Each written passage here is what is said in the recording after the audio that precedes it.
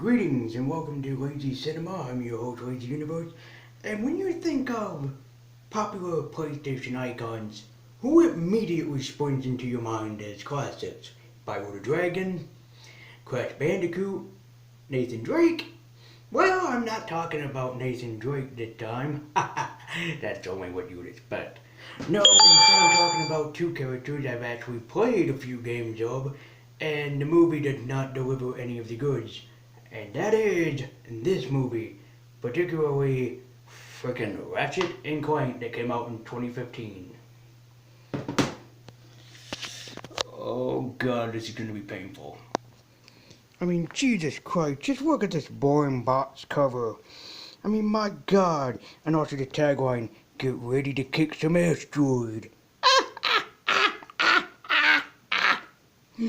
Oh, no wonder you got that PG rating. But look at the cast. Paul Giamatti, John Goodman, Bella Thorne, Rosario Dawson, James Arnold Taylor, David Kaye, and Sylvester Stallone. And this movie, I'm not joking, had 19 executive producers. 19 producers worked on this. And is it really that bad?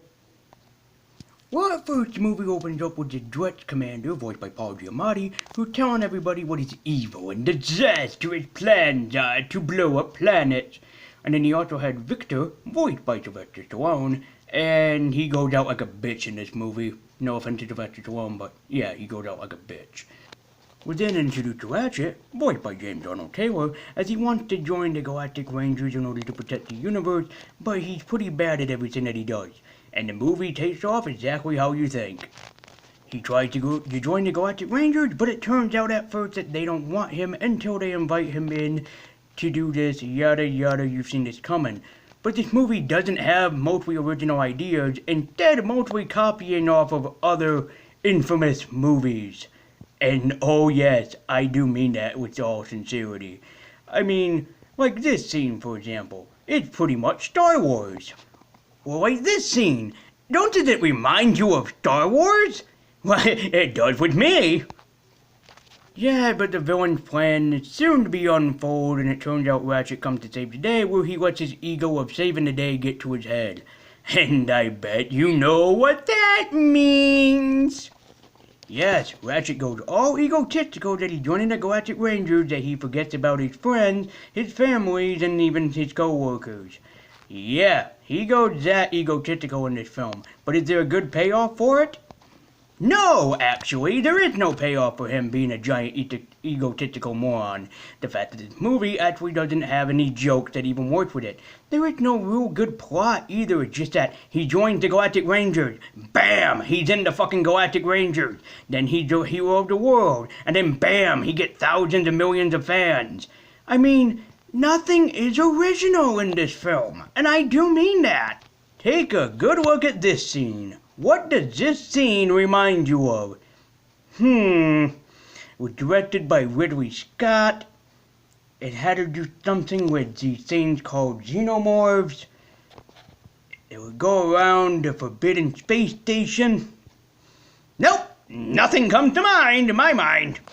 This movie, yeah, it does have some jokes that work and some comedy moments that got a chuckle out of me, but aside from that, it's not funny. It's hardly charming to be specific, and yet, even in the end, there is no big payoff, because this movie just copies from other movies that you should be watching. I mean, look at this shameless advertisement. Conan the Barbarian, Ferris Bueller's Day Off, First Blood? Oh, thank you, movie. These are movies that I should be watching. Instead, I'm watching Near, you stupid, peaceless son of a shit. You know, I had hoped for this movie that it was going to be good, but it's not. It's lame comedy, followed by a lame story, followed by a lame plot, followed by even more of a lame villain, if you can believe that. Yeah, the villain plot twist was very fucking stupid, including having Commander Quark not voiced by Patrick Warburton.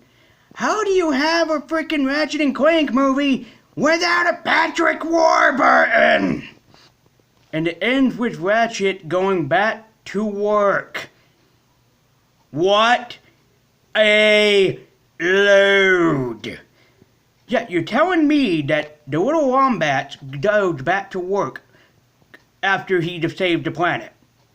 Yippee-ki-yay, motherfucker! And what's even worse, it has a fucking after-credit sequence trying to set up a sequel.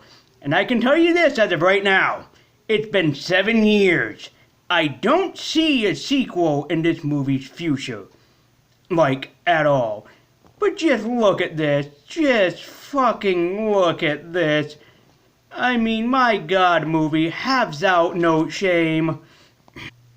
You wanna know something? I tried. I broke out of my sickness since I've been feeling sick today as I'm pre-recording it.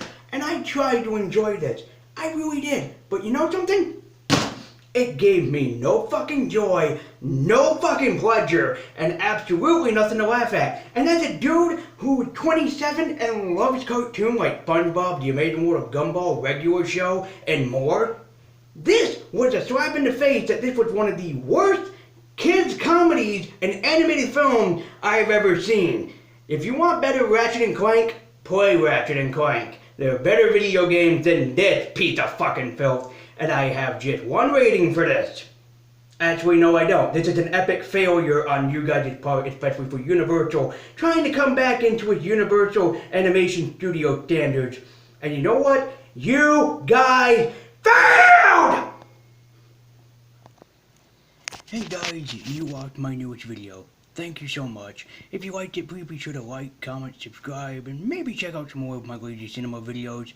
And I apologize for the rage scream. That was not intentional. I guess it was just my hatred for this movie coming out and speaking in public.